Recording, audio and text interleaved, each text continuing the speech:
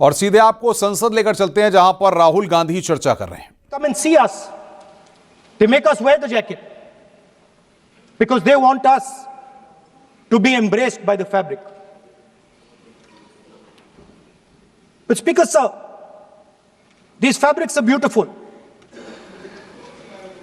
But if you look slightly deeper and you look closely at the fabric, you will find that each one of them has thousands of little threads embracing each other. A Kanchipuram sari might have a golden thread, but the golden thread means nothing without the green thread or the yellow thread near it. The other thing to notice about the sari or any other fabric is that all the threads are equal. No one thread is superior to another thread. They all come together. The threads cannot protect you. The threads cannot keep you warm. But when they come together as a fabric, they can keep you warm, they can protect you, they can express what you have in the heart. Speaker Sir, in the same way, our nation is also a fabric. It's a fabric made up of 1.4 billion people, and the fabric is woven together by the vote. Let me repeat it. It is a fabric of 1.5 billion people, and it is woven together by the vote. Everything that we see, in fact, this house where I'm standing today, the Loksabha, Rajya Sabha, Vidhan Sabhas across the country, Panchayats across the country, none of them would exist if the vote did not exist. We talk with great pride about HAL, BHEL, ONGC, Tejas, Chandrayaan. We have a list of things we say. Not one of those would exist without the vote.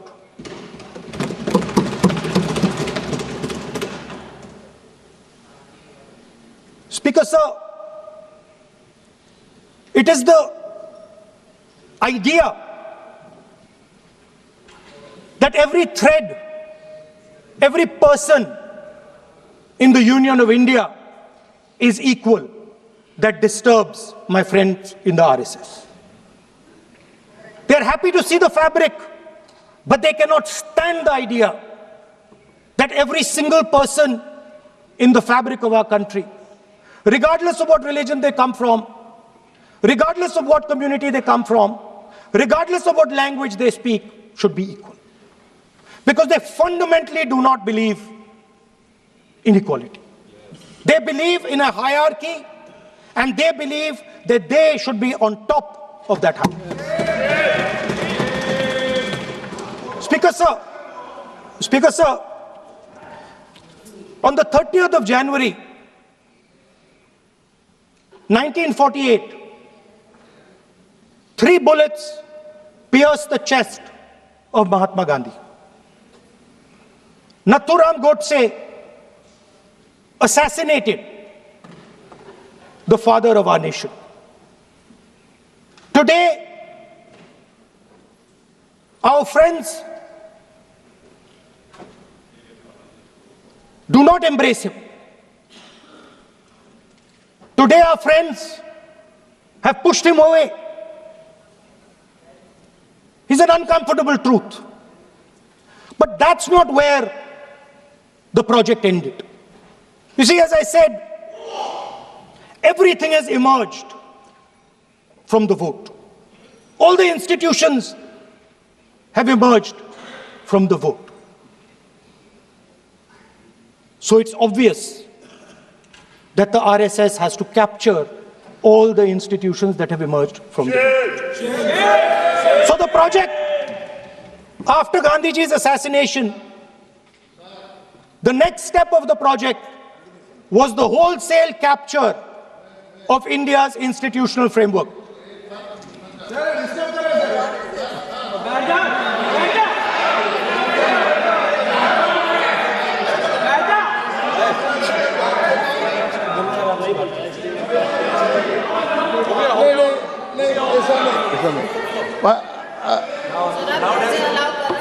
So what is this, sir?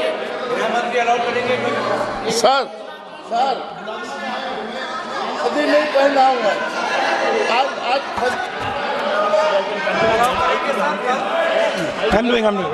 मैं बुलाता हूँ please बैठिए So, please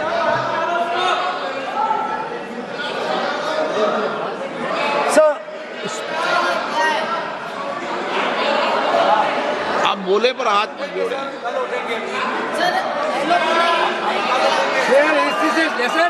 sir, these are uncomfortable truths, but they have to be spoken.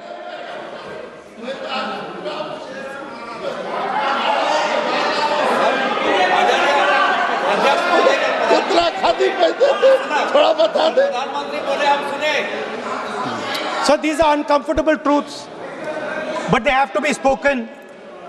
My friends don't like the connections I'm making. They're disturbed by them. It's obvious.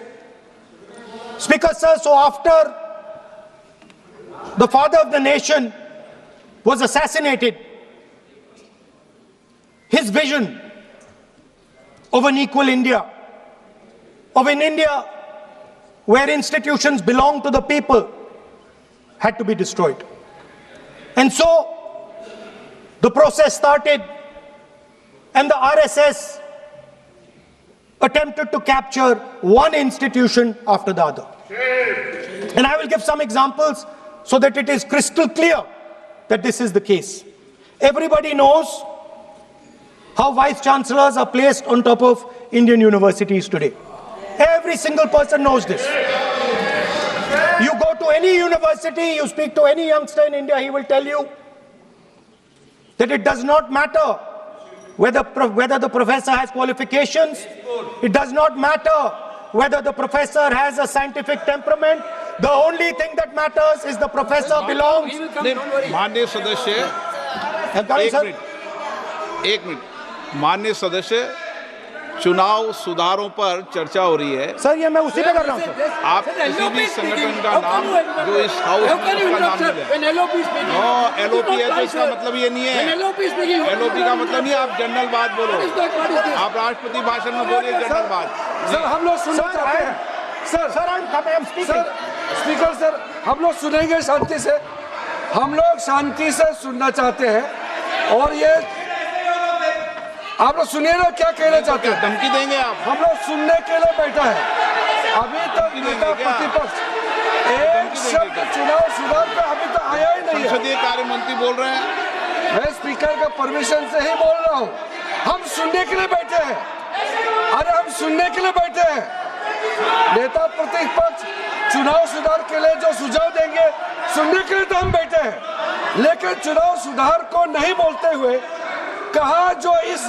सदन से कोई वास्ता नहीं जो संगठन उसका कहानी किसी और का बोलना ये कोई उचित नहीं है समय बहुमूल्य है समय का मर्यादा भी है सबका सब यहाँ सुनने के लिए बैठे हैं और ये समय बहुत कीमती है इसलिए हर एक पल अच्छा शब्दों का कोई अच्छा ज्ञान दे सुझाव दे सुनने के लिए हम लोग बैठे हैं मेरा एक सीमित अनुरोध है नेता प्रतिपक्ष से आप विषय पर ही रहिए हम लोग सब बैठे हैं गृह मंत्री जी भी सुनने के लिए बैठे हैं लेकिन आप विषय पर नहीं बोलेंगे तो जो विषय तय किया गया है उसका क्या मतलब है अगर चुनाव सुधार पर ही नहीं बोलेंगे तो फिर इतना समय सबका क्यों बर्बाद करना चाहते हैं नेता प्रतिपक्ष Should I leave? Then you speak. Should I leave? You speak then. You speak. What is it? You are parliamentary affairs minister. You are a parliamentary affairs minister. You are disturbing LOP. How can it be? You are a parliamentary affairs minister. You are disturbing LOP. Subject में नहीं आपका LOP. आपका LOP subject में नहीं. ये विषय कर रहे हैं. The discussion, one second. The discussion is about the vote and electoral. The discussion is about the vote. एक मिनट. सर मुझे बोलने नहीं.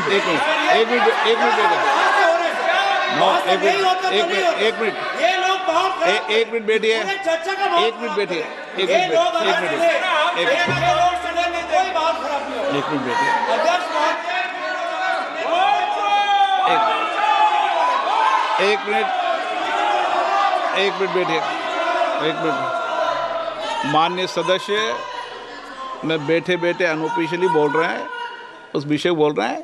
सदन की गरिमा को बनाए रखें. आसन को चुनौती देने का प्रयास मत करिए, ये ठीक नहीं है. Speaker sir, I want to make it very clear. Please. Speaker sir, I want to make it very clear. The discussion is about votes. The discussion is about the stealing of votes. The discussion is about the SIR, and I am framing my discussion about votes. Yes. And what is happening here is patently unfair. I am not being allowed to speak. I am being disturbed, and I put my protest here. I have done absolutely nothing wrong. I am talking about the subject. In order to capture the vote, you have to capture institutions. I am saying that institutions of, and I said how the education system has been captured. Vice Chancellor after Vice Chancellor after Vice Chancellor is placed not on merit, not on capability, not on scientific temper, but on the fact that he belongs to a particular organization. Second capture, which helps in destroying democracy, the capture of the intelligence agencies. We have the Home Minister sitting here, the capture of the CBI, of the ED, of the Income Tax Department. And the systematic placement of bureaucrats who favor their ideology and attack the opposition and anybody who chooses to oppose the RSS. That is the second institutional capture. And the third there are many more. I can go on. And the third institutional capture. What is this?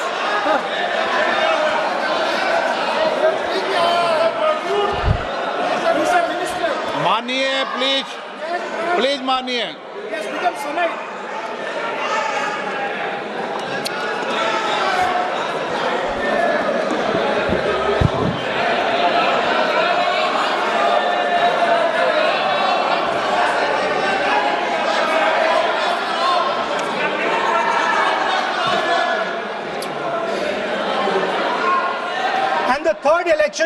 The third capture of the institution that directly controls the election system of our country, the Election Commission.